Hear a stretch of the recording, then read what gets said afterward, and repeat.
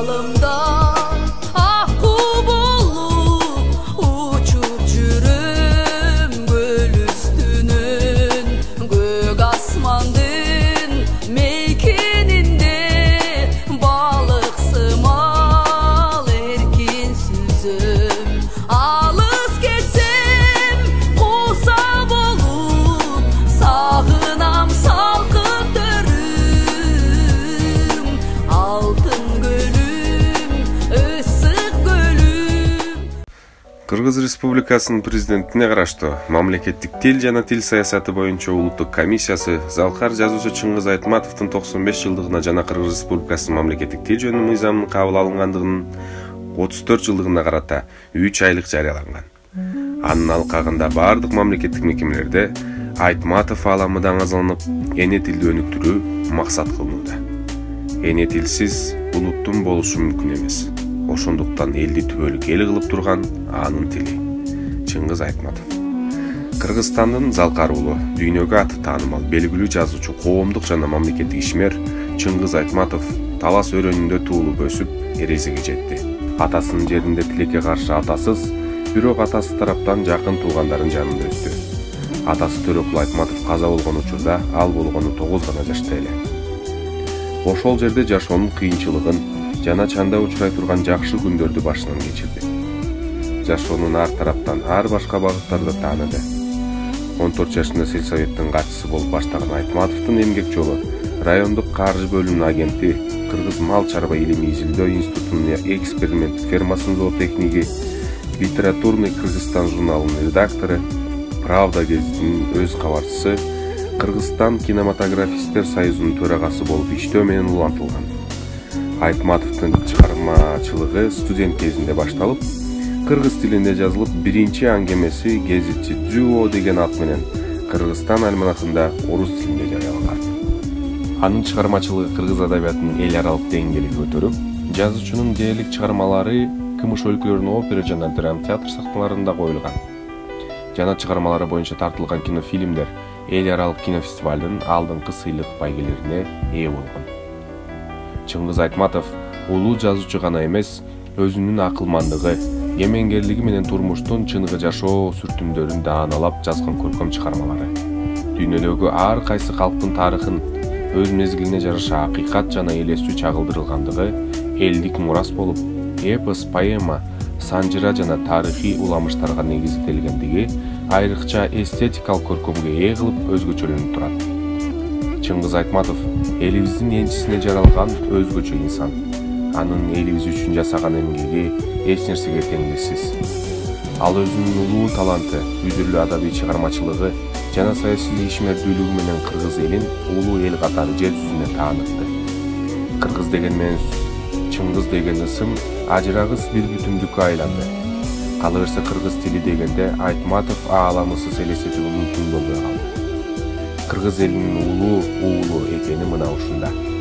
Ал ошону менен түбөлүктүү жана өткөн мезгилдин адабиятчыларынын биринчи мугалими болуп кала берди.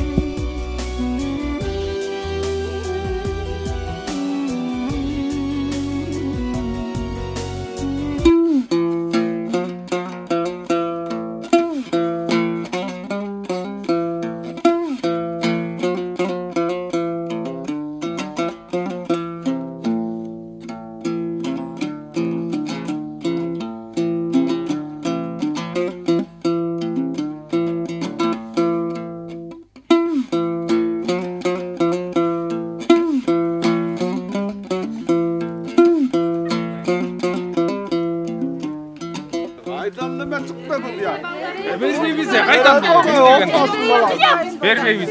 Okutmayız. Gitsin. Bol.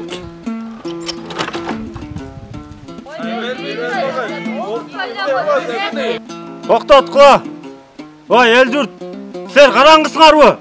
Келечекти ойлобойсуңарбы? Жалаңгы Аймановдун камсызынан коркуп, балдарына онда калып жатасыңар. Ленин атабыз айткандай, окуш керек, билим алыш керек. Баймановдун заманы бүттү. Ай, сен башка элдин кайдагы дин бузарлардын нерсесин бизге кошпо. Мына эл журт өзү чечет. Sen bul жерден кет, туура. Кетсин, туура кетсин. Кетсин. Sen elдің башын айлантып, айылдың ырқын бұзба. Мен қызымды жібербеймін, эч кандай окутпайм. Сен башка жактан келип алып, биздин балдардын башын айлантпа. Кылымдан бери келе жаткан каада салтыбызды сен бузбаң, айланайын. Ай эл журт, уккылачы. Балким жакшы жагы бардыр. Sen токтоткун кебиңди, берсең өзүңдүн уулуң Субанды бер, биздин балдарга жолоо болсун. Мен эч кайда кетпейм. Мен өлсөмнагы менден башка илимдүү, билимдүү, күчтүү мугалим келет. Бирок кандай кеч болуп калат, көздүңөрдү ачкыла. Ата мен окуйм. Бас жагыңды. Кыскасы мындай эл журт. Силер кандай кыласыңар билбейм. Мен уулум Субанды биринчилерден бала окутам. Сиз чапа, Алтынайды болуна каласызбы? Кандай болоорун билбейм. Бирок жүрөгүм ооруп турат. Кызымды ойлосом, өнөрү бар. Болуптур, мен жиберем.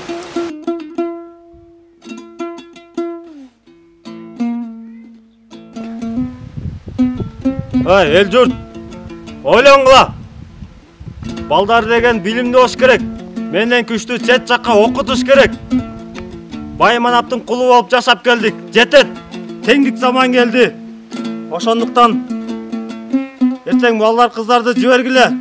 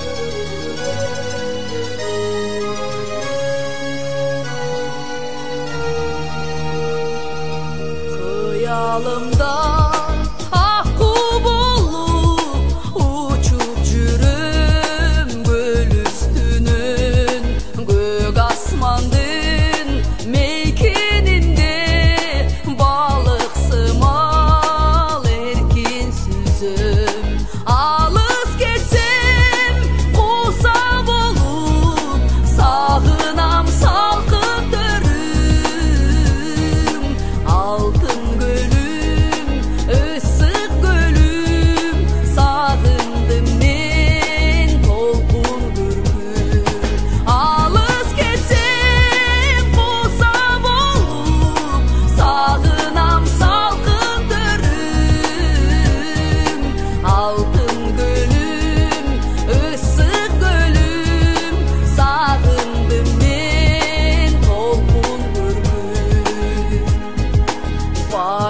Korkunu